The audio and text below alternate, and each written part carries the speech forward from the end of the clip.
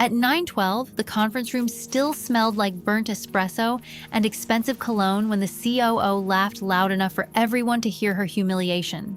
By sunrise, $14 million sat frozen behind a wall of permissions tied to a name nobody in the executive wing had bothered to remember, and somewhere between an automated PTO reply and a forgotten clause labeled Section 7.4, the entire company realized the quietest person in the building had been holding the lights together all along. The elevators opened with their usual metallic sigh at exactly 8:43 a.m., spilling employees across the marble lobby like coffee from an overfilled cup. Screens glowed, Slack notifications chimed in nervous little bursts. Somewhere near the reception desk, somebody laughed too loudly at a joke that wasn't funny. The headquarters of Vail and Thorn Technologies looked polished enough to belong on the cover of a business magazine, all smoked glass and minimalist furniture. But beneath the surface, it pulsed with the anxious heartbeat of a company growing faster than its own ethics could manage. Elena Ruiz stepped through the revolving doors with her usual paper cup of cinnamon coffee balanced carefully in one hand and a laptop bag hanging from her shoulder. No one noticed her arrival. They rarely did. That invisibility had become its own strange kind of armor. She crossed the lobby while executives floated past in tailored coats, discussing acquisition pipelines and investor calls with the solemnity of surgeons. A giant digital display near the elevators flashed quarterly growth numbers in cool blue graphics, 27% up. Another celebration was probably already being planned on the 42nd floor, where leadership liked to congratulate themselves beneath warm pendant lighting and imported whiskey. Meanwhile, in the back office operations department on level 17, the fluorescent lights buzzed like exhausted insects. Elena preferred it there. The room smelled faintly of printer toner and vanilla creamer. People here spoke in practical sentences instead of rehearsed corporate poetry. They fixed problems before anyone upstairs even knew those problems existed. Payroll reconciliation, vendor routing, system permissions, compliance records, the invisible plumbing of the company, and Elena knew every pipe. She settled into her chair, waking her monitors with a soft tap of the keyboard. 3 screens flickered alive in pale morning light. Overnight billing reports crawled across one display, audit logs on another. The third held an email draft she hadn't yet decided to send. Subject: confirmation of Section 7.4 IP transfer addendum receipt. She stared at it for a second longer than necessary. "Morning, Elena," Marcus from procurement called over the cubicle wall. "You surviving the executive summit today?" She exhaled softly through her nose. "Depends. Are they still pretending operational staff don't exist?" Marcus grinned. "That would require consistency. Today, they're pretending we're family." A few nearby employees chuckled quietly. The tension in the room loosened for exactly 12 seconds before Outlook notifications began exploding again. Elena slipped her headphones on, though no music played through them. She simply liked the illusion of distance. Around her, keyboards rattled like steady rainfall, while the office slowly accelerated toward chaos. Somewhere upstairs, investors had arrived early for the quarterly strategy presentation. Catering carts rolled through the halls carrying polished trays of fruit nobody would actually eat. Then her team's notification flashed. 9:02 a.m., mandatory attendance requested, executive conference room, immediately, no greeting, no signature, just gravity compressed into 6 words. Elena removed her headphones slowly. Across the aisle, Marcus peeked around the cubicle partition. "That looks ominous." "It's probably permissions again," she muttered, though something cold had already settled beneath her ribs. The executive floor always felt unnaturally warm, like the building itself was trying too hard to impress rich people. Soft amber lighting reflected off black stone walls. Assistants moved silently in expensive shoes. Even the air smelled curated, cedarwood and coffee beans and faint citrus polish. Elena walked past framed awards without slowing down. Inside the conference room, voices abruptly lowered. The executives sat around a long walnut table beneath a skyline view, blurred by morning rain. Investors occupied one side, immaculate and expressionless. Near the center sat COO Grant Mercer, silver cufflinks glinting under recessed lighting as he scrolled through a presentation deck with theatrical boredom. He looked up when Elena entered. There it was again, that familiar expression executives reserved for operational staff, the polite version of forgetting someone's human. "Ah," Grant said, "the systems girl." Not Elena, not operations infrastructure lead, just the systems girl. A few people shifted awkwardly. One investor glanced down at his notes. Elena remained standing. "You requested me?" Grant leaned back in his chair with the confidence of a man accustomed to rooms rearranging themselves around his ego. We're streamlining back-end access architecture before expansion. Legal says you're still attached to several legacy authorization chains. Because I built them. A pause, tiny, sharp, like glass cracking somewhere distant. Grant smiled without warmth. Exactly. Which is why we need those permissions transferred before scaling creates complications. On the giant presentation screen behind him appeared a flowchart of billing infrastructure Elena herself had designed 2 years earlier during a 70-hour emergency migration weekend. Nobody upstairs remembered anymore, except now her name had been removed from the diagram. Not hidden, removed. Something flickered behind her calm expression, brief as lightning behind curtains. One of the investors adjusted his glasses. Our concern, he said carefully, is continuity risk. Grant waved dismissively. There is no continuity risk. Operations personnel rotate all the time. Operations personnel. As if people were interchangeable keyboard parts stored in supply closets. Elena clasped her hands loosely behind her back. The authorization system doesn't rotate automatically. Grant gave a short laugh. Please, you're not the architect of NASA. Several executives laughed politely with him. And then came the sentence, the one that would later echo through hallways like a dropped knife. You're just a back office girl? 9:12 a.m. The words landed softly, almost casually, which somehow made them crueler. Nobody spoke afterward. Rain tapped faintly against the glass skyline. A coffee machine hissed somewhere outside the room. One investor stopped smiling altogether. Elena felt heat rise briefly into her throat, but years inside corporate machinery had taught her something dangerous. Silence often carried more power than anger. So she nodded once, calmly, professionally. As you wish, she said. Grant turned back toward the presentation immediately, already bored with her existence. Legal prepared transfer documentation? HR will finalize today? She accepted the folder handed across the table. 32 pages. Buried near the end sat a clause labeled Section 7.4. IP transfer and operational custodianship acknowledgement. Dense legal language wrapped around a deceptively simple truth. The proprietary billing synchronization layer remained tied to its original authorization custodian unless formally reassigned under complete technical validation. Validation no executive had actually scheduled. Elena closed the folder quietly. Outside the conference room, the office noise returned all at once. Phones ringing, shoes against polished floors, elevator chimes. Marcus texted immediately. You alive? She stared at the message while walking back toward level 17. Then she typed, depends how you define alive. By noon, the rain had deepened into silver sheets, sliding down the skyscraper windows. Most employees focused on investor visit preparations and upcoming expansion announcements. Nobody noticed Elena spending 40 uninterrupted minutes reviewing archived authorization trees. Nobody questioned why she forwarded the signed Section 7.4 addendum to HR with confirmation receipts attached.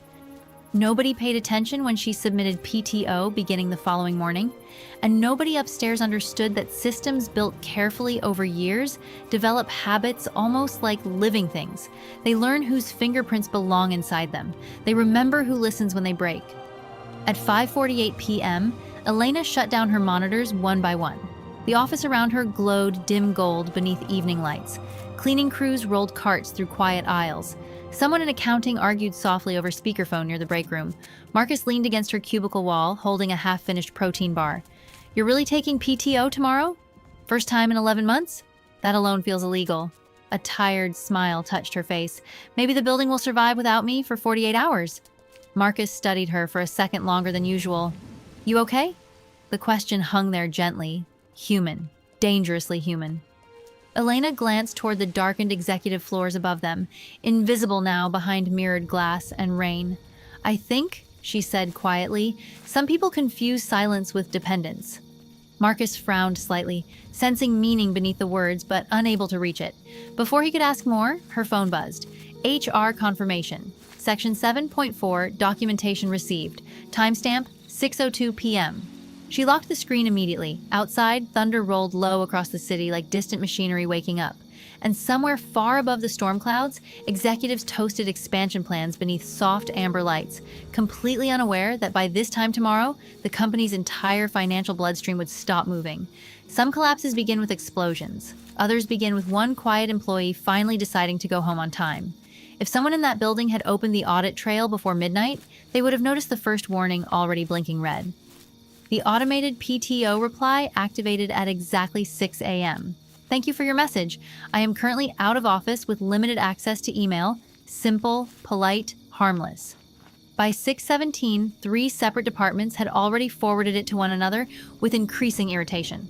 The first alert came from vendor reconciliation, then treasury operations, then enterprise billing.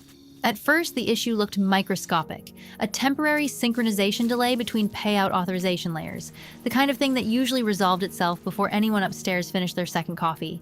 A few pending transactions stalled inside the processing queue. Nothing dramatic yet, just small digital hesitations blinking quietly inside dashboards no executive ever opened personally. But systems, much like pressure cracks in ice, rarely announce catastrophe immediately.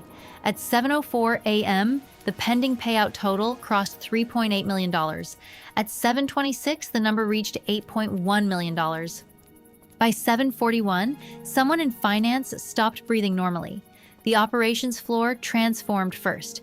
Phones rang without rhythm, Slack channels multiplied by the minute. Monitors glowed red with escalation tags, while employees moved through cubicles carrying laptops like paramedics transporting oxygen tanks. The air itself seemed thinner. Marcus stood near the billing cluster, staring at a dashboard that refreshed every 12 seconds with worse news. "What do you mean frozen?" someone snapped from accounting. "I mean frozen," Marcus answered. "The authorization bridge isn't validating release signatures." "Then override it." "We tried." "And?" Marcus swallowed once. "The system rejected executive credentials." That sentence landed like a dropped tray in a silent church. Nearby, an analyst turned slowly in her chair. "Rejected?" Marcus rubbed both hands down his face. "It's recognizing operational authority chains only." "But Grant signed the transfer yesterday?" A pause, tiny, sharp. Marcus looked toward Elena's empty desk. And for the first time that morning, nobody liked the direction of their thoughts. Upstairs, the executive floor still smelled expensive. Fresh pastries sat untouched near the conference lounge, while investors gathered for another round of strategic meetings beneath warm pendant lighting. The skyline outside looked pale silver beneath heavy clouds, the city blurred by rain and exhaust and restless ambition. Grant Mercer entered the boardroom carrying confidence like a tailored accessory. "Morning," he announced casually. "Let's keep today focused. We're behind on expansion timing already." Nobody answered immediately. The CFO looked exhausted. A legal advisor avoided eye contact altogether. Finally, Claire Bennett from Treasury Operations cleared her throat carefully. "There's a temporary billing disruption." Grant waved dismissively while opening his tablet. "Then resolve it." Claire didn't move. The payout system froze approximately $14 million in outgoing transfers. Now the room reacted. Not dramatically. Worse. Silence. One investor lowered his coffee cup without drinking. Another slowly removed his glasses. The atmosphere shifted with almost physical force, warm executive confidence cooling into something brittle and metallic. Grant looked up sharply. "How?" "We're still investigating." "Investigating what?" Claire hesitated, and in that hesitation lived the first taste of panic. The authorization layer appears linked to legacy operational custodianship. Grant frowned impatiently. "Speak English." She inhaled once. The access belonged to her. No one moved after that.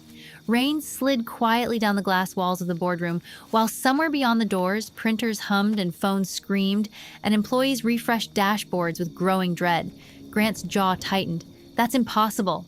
Legal finally spoke from the corner of the room. "Actually," the attorney adjusted several documents with visible discomfort. "Depending on whether technical validation completed under Section 7.4, Grant turned slowly. "What validation?" Another silence, this one heavier. The attorney avoided his eyes.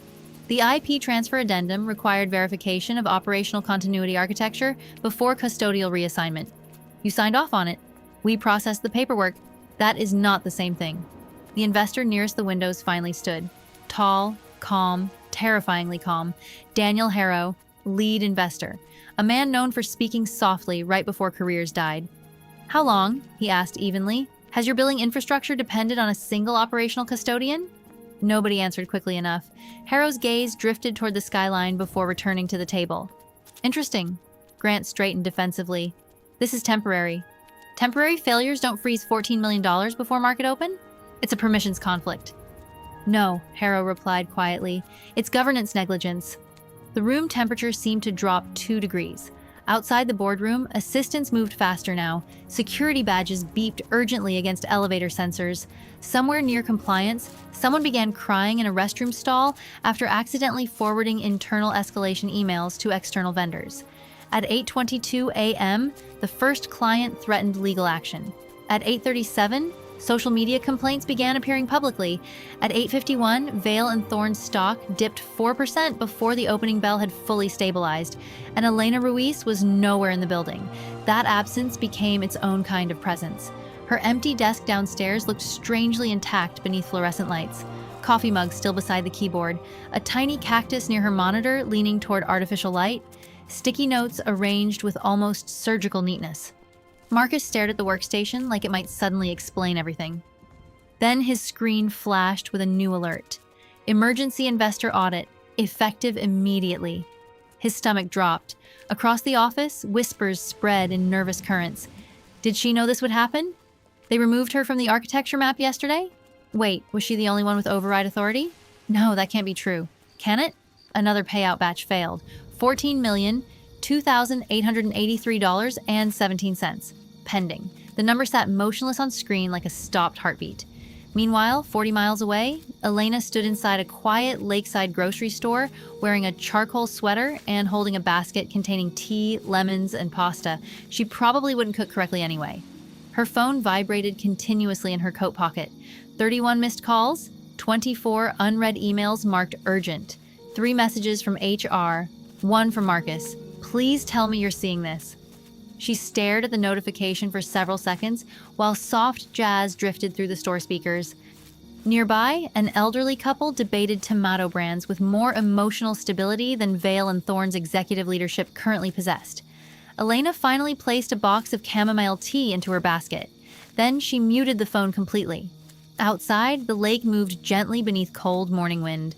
Gray clouds stretched low across the water like folded silk. For the first time in months, she could hear her own footsteps without interruption. Back at headquarters, Daniel Harrow stood at the center of the boardroom while legal teams scrambled around him like firefighters inside a burning theater.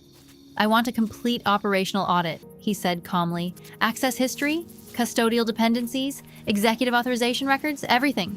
Grant forced a laugh that sounded painfully artificial. Daniel, this is becoming disproportionate.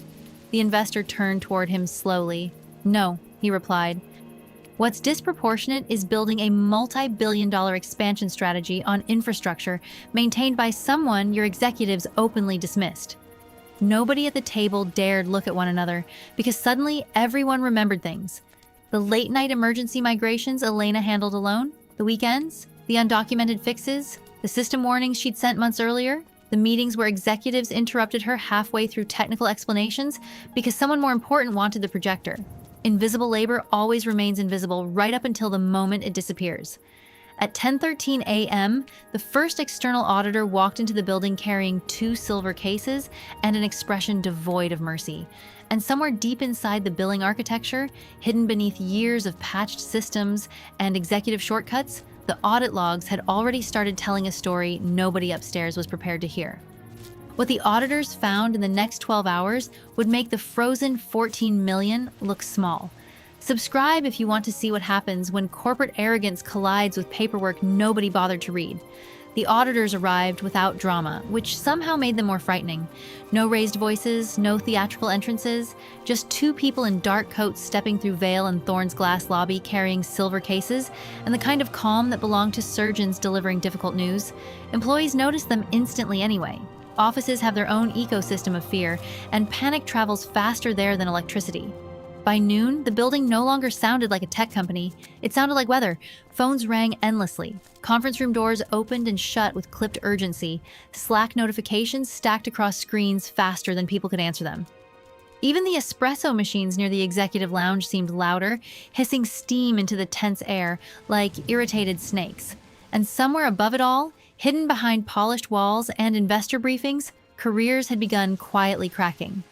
Marcus sat beside Elena's empty workstation, reviewing access logs with trembling concentration. The fluorescent lights overhead painted everyone pale and sleepless. Around him, operations staff spoke in fragments.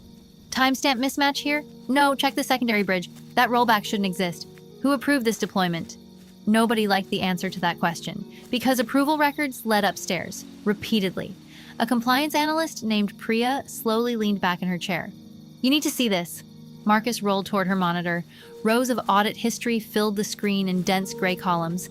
Executive overrides, emergency bypass permissions, deferred security patches, temporary workarounds marked pending and never revisited. Tiny compromises layered year after year like dust settling inside expensive machinery. And threaded through nearly every critical repair request sat the same name, Elena Ruiz. Not as approver, as resolver. Marcus swallowed hard. She warned them, Priya whispered. On another screen, archived emails unfolded one after another like sealed evidence bags. Subject, billing redundancy risk during scale expansion. Subject, custodial dependency exposure. Subject, immediate validation required before IP transfer. Most had received responses measured somewhere between indifference and annoyance. One executive had replied 3 months earlier, "Can this be simplified into non-technical language?" Marcus closed his eyes briefly. Outside the operations floor windows, rain streaked down the skyline in silver veins. The city looked blurred and exhausted beneath heavy clouds. Somewhere below, traffic lights reflected across wet streets like fractured jewels. Vale and Thorn suddenly resembled one of those skyscrapers with perfect glass facades hiding rusted beams underneath, and the auditors had brought hammers. Upstairs, Grant Mercer's confidence had begun evaporating around 1:15 p.m. It happened gradually. First came the loosened tie, then the sharper tone with assistants, then the increasingly defensive pacing beside the boardroom windows, while legal teams shuffled documents around him like nervous gamblers protecting bad cards. The infrastructure should never have depended on one employee, he snapped. Daniel Harrow looked up from the audit folder. Correct. Grant blinked once, thrown off by the immediate agreement. The investor continued calmly, which raises a fascinating question about executive oversight. That's unfair. No, Harrow replied. What's unfair is assigning operational responsibility without authority, then mocking the person carrying it. Silence settled heavily across the room. The legal advisor carefully adjusted her glasses. We've also identified inconsistencies involving deferred compliance remediation. Grant turned sharply. Meaning? She hesitated too long. Meaning everything was worse than yesterday. Several executives shifted uncomfortably while pages turned beneath soft, recessed lighting. Outside the glass walls, assistants crossed corridors carrying laptops and coffee cups with the nervous speed of hospital staff during emergencies.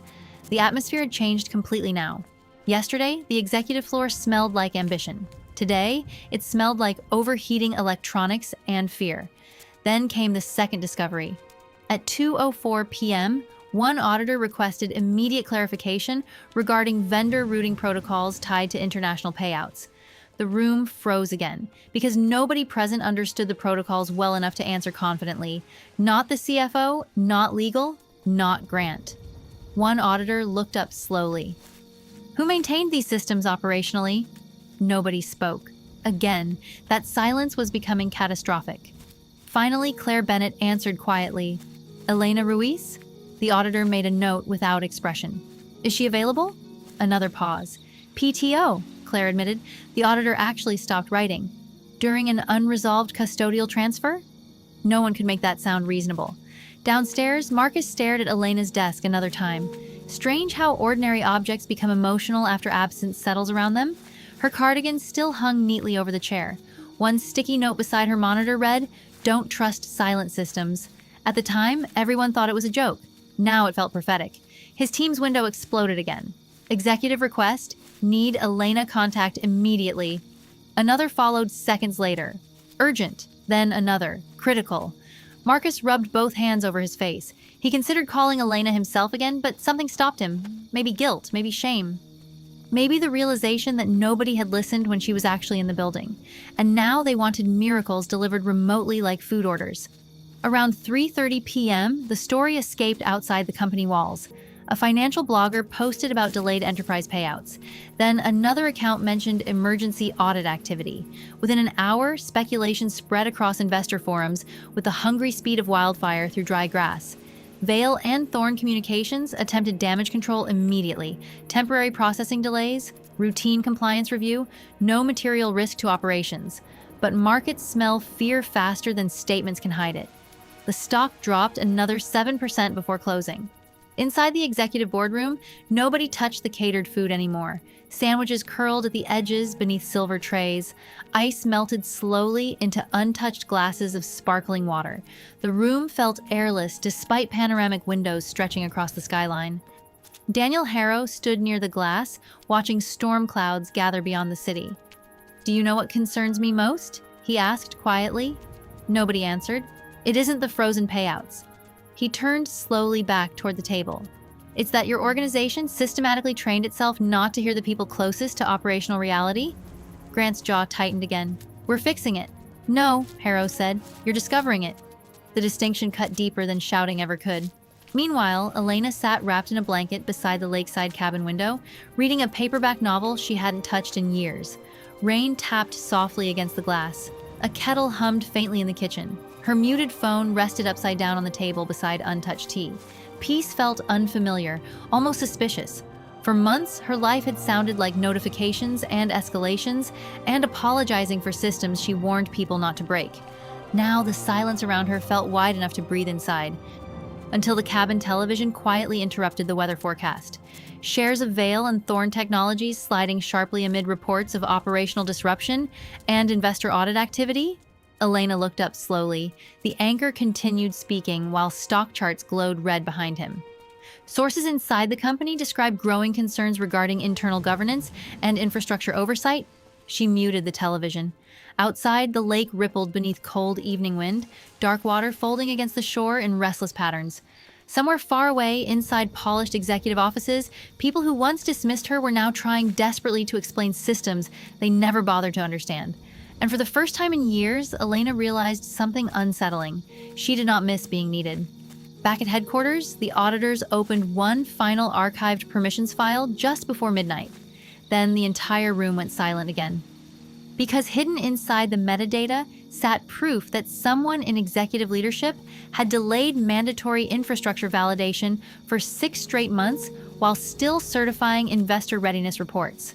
And the digital signature attached to those approvals belonged to Grant Mercer himself. At 12:16 a.m., nobody in the executive boardroom blinked. The city beyond the windows glittered cold and distant beneath sheets of rain, thousands of lights flickering across wet streets like static trapped under glass. Inside Vail and Thorn headquarters, however, the atmosphere had curdled into something far uglier than panic: exposure. The auditors sat motionless at the far end of the walnut table, while a permissions file glowed across the central screen. Every timestamp looked painfully precise. Every approval chain felt heavier now that someone external was reading them aloud instead of ignoring them internally. Grant Mercer remained standing, barely. The silver confidence that once coated him had begun peeling away hour by hour, revealing exhaustion beneath. His tie hung loose, his voice carried tiny fractures, the kind people only notice after power starts slipping. "That documentation is being taken out of context," he said carefully. One auditor raised an eyebrow. "Which context improves deferred compliance certifications attached to unresolved custodial dependencies?" No answer arrived. Legal counsel stared down at her folded hands. Claire Bennett avoided looking toward anyone at all. Daniel Harrow remained near the windows, watching the skyline with the eerie stillness of someone calculating consequences in real time. The auditor clicked another tab open. A chain of archived emails appeared across the display. Weeks of warnings, operational escalation notices, validation requests, infrastructure risk summaries, and beneath many of them, the same outcome: deferred. Revisit next quarter, not business critical. One message from Elena sat near the center of the screen, time-stamped almost 5 months earlier. Without immediate authorization restructuring, payout continuity may fail under expansion load conditions. Nobody in the room spoke after reading it, because everyone understood what silence meant now. She had told them, repeatedly. The building itself seemed quieter after midnight, as though the entire skyscraper had finally grown ashamed of the people inside it. Hallway lights dimmed automatically to evening mode. Cleaning crews moved silently through deserted corridors. Elevator chimes echoed farther than usual. Down on level 17, the operations department still glowed under fluorescent lights. Marcus hadn't gone home, neither had Priya, neither had most of the infrastructure team. Energy drinks lined desks beside tangled charging cables and abandoned paperwork. Jackets hung over chairs. Someone had ordered sandwiches hours ago that nobody remembered eating. The room smelled like cold coffee and overheated processors. And beneath all the exhaustion lived another emotion none of them expected. Anger. Not loud anger, not explosive anger, the quieter kind. The kind that grows slowly after years of watching invisible people absorb blame for disasters they tried to prevent. Marcus leaned back from his monitor. "Look at this." Priya rolled closer. On screen sat a timeline visualization generated by the auditors. System risk indicators appeared in red across nearly every quarter for 2 consecutive years. Most were linked to scaling infrastructure concerns. Each recommendation from Elena had been acknowledged, then ignored. Priya stared silently for several seconds before whispering, "They really thought she was replaceable." Marcus gave a tired laugh without humor. "That's the thing about infrastructure people." "What? You only notice us when the building starts collapsing." Outside, thunder rolled low across the skyline. Upstairs, Grant finally lost patience. "This narrative is absurd," he snapped sharply. "We are discussing technical management inefficiencies, not criminal conduct." The room reacted badly to the word criminal. One auditor slowly removed his glasses. "Mr. Mercer, investor readiness certifications tied to knowingly unresolved operational vulnerabilities carry legal implications." Grant's face changed, only slightly, but enough. The realization hit him all at once then. This was no longer an internal optics problem. This had escaped the comfortable ecosystem of corporate spin and entered a colder world filled with liability, accountability, and signatures attached to permanent records. Daniel Harrow finally turned from the windows. "You mocked the wrong employee," he said quietly. Grant looked toward him. "Excuse me? You assumed operational silence meant weakness." Harrow's voice stayed calm. "But companies are not sustained by presentations. They survive because someone remembers where the actual wiring runs." No one interrupted him. Even the rain outside seemed quieter now. Harrow walked slowly toward the table. "Do you know what investors fear most?" Grant said nothing. "It isn't failure." Harrow folded the audit folder closed. "It's arrogance disguised as competence." The sentence landed harder than any shouting could have. Across the room, legal counsel finally spoke with visible reluctance. "Given the findings, the board may need temporary executive restructuring pending formal review." Grant stared at her. The meaning unfolded slowly behind his eyes, then completely. For the first time since this crisis began, genuine fear appeared on his face. At 1:42 a.m., security access logs recorded unusual activity on the executive floor. Not sabotage, not hacking, cardboard boxes, assistants quietly removing personal belongings from offices before sunrise headlines could arrive. Corporate downfall rarely looks cinematic in real life. More often, it resembles expensive watches dropped hurriedly into desk drawers while people avoid eye contact in elevators. Meanwhile, 40 miles away, Elena slept through all of it. Rain tapped softly against the cabin roof, while lake water shifted under moonlight outside her windows. Her phone remained face down on the table beside a cold cup of tea and dozens of unanswered messages. One email sat unread among them, from Daniel Harrow. Subject, request for conversation, no urgency, no demands, just 7 words inside the preview notification. You deserve to be heard earlier. Back at Vale and Thorne, dawn approached slowly through gray storm clouds. The auditors finalized preliminary findings around 4:15 a.m. The conclusions were devastating, not because of fraud, not because of theft. Because the company's operational structure had become dangerously dependent on undocumented labor executives openly undervalued while simultaneously bypassing required safeguards for growth targets. In simpler terms, the people making the biggest decisions barely understood the systems keeping those decisions alive. And now investors had proof. At 6:08 a.m., before most employees even woke up, the board scheduled an emergency leadership session. At 6:31, financial journalists began requesting comment regarding internal audit rumors. At 6:44, Grant Mercer's corporate access permissions were temporarily restricted pending review. No announcement accompanied the action, just one silent notification sent automatically through the same infrastructure Elena had built years earlier. There was irony in that. Beautiful irony. By sunrise, Level 17 looked less like a forgotten back-office department and more like the center of the entire company's nervous system. Executives who previously ignored operations staff now arrived personally asking questions in careful tones. People held doors open. They listened fully when engineers spoke. Nobody interrupted technical explanations anymore. Fear had accomplished in 12 hours what professionalism never could. Marcus watched one vice president awkwardly thank Priya for her overnight work and nearly laughed from exhaustion. The office hierarchy itself seemed to be bending under pressure. And somewhere beneath all the collapsing ego and investor panic and emergency legal reviews, a quieter truth finally surfaced. Vale and Thorne had never truly understood who carried its weight, not until she stopped carrying it. By Monday morning, the building had changed its posture. Vale and Thorne headquarters still shimmered above the city in polished glass and steel, but the illusion felt thinner now, like makeup applied after sleepless nights. Employees entered more quietly. Conversations stopped when elevators opened. Even the reception desk flowers looked strangely formal, arranged with the tense precision of a room preparing for difficult guests. Rain had finally passed during the night, leaving the streets below reflective and cold beneath pale sunrise light. Inside the company, nobody was talking about expansion anymore. They were talking about accountability. The emergency leadership session began at 7 a.m. sharp. No catered breakfast this time, no whiskey-colored lighting, no polished speeches about growth trajectories, just exhausted executives seated around the same walnut table where confidence had once flowed so easily. Coffee cups sat untouched beside stacks of audit summaries thick enough to resemble court filings. Several board members had dark circles beneath their eyes. Legal counsel spoke in clipped, careful sentences. And Grant Mercer's chair remained empty. Not dramatically empty, worse. Administrative empty, badge deactivated. Access suspended, pending review. Corporate language always sounded cleanest when hiding bloodstains. Daniel Harrow arrived last. The room straightened instinctively when he entered. Some authority doesn't need performance. It simply changes oxygen levels when it appears. He placed a slim folder on the table. "We have 3 immediate priorities," he said evenly. "Operational stabilization, governance restructuring, and rebuilding trust with the people this company spent years overlooking." No one argued, because nobody had enough certainty left to pretend anymore. The auditor's findings had spread through every level of the organization over the weekend, quietly at first, then everywhere at once. Screenshots leaked internally, archived emails circulated among employees like forbidden literature.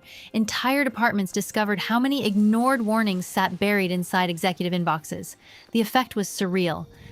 People who once walked past operations staff without eye contact were now suddenly polite. Managers who interrupted technical meetings now took notes. Engineers received apology emails at 2 in the morning from executives who had never previously remembered their names. Fear changes workplace culture faster than motivational seminars ever will. Down on level 17, the atmosphere felt almost unrecognizable. For years, the operations department had existed like the basement engine room of a luxury ship, essential, overheated, and largely invisible to passengers drinking champagne upstairs. Now, executives kept visiting personally, one after another. Questions replaced assumptions. Listening replaced interruption, and every conversation carried the same unspoken realization. The company had nearly collapsed because the wrong people were considered important. Marcus sat at Elena's desk Monday morning, carefully reviewing overnight stabilization reports. The billing system had finally resumed partial payout processing after emergency authorization restructuring supervised directly by external auditors.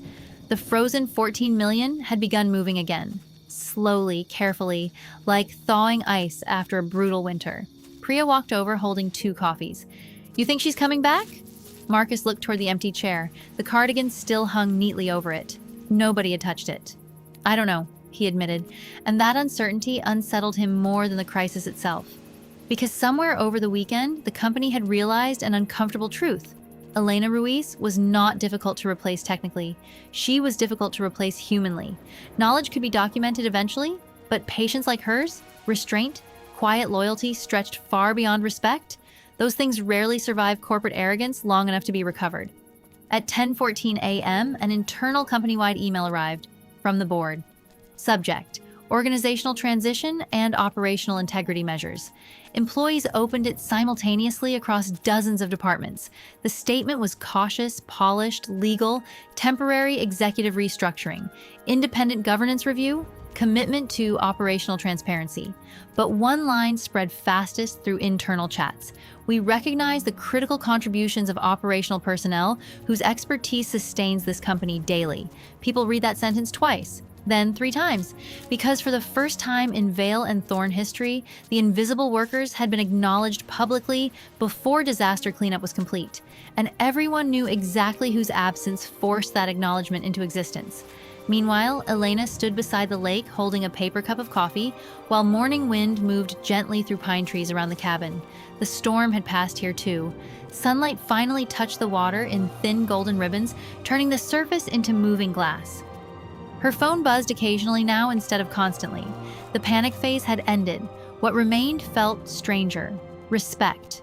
Unread messages continued arriving quietly, from coworkers, from departments she barely interacted with, from engineers, analysts, assistants. People she didn't even know noticed her work.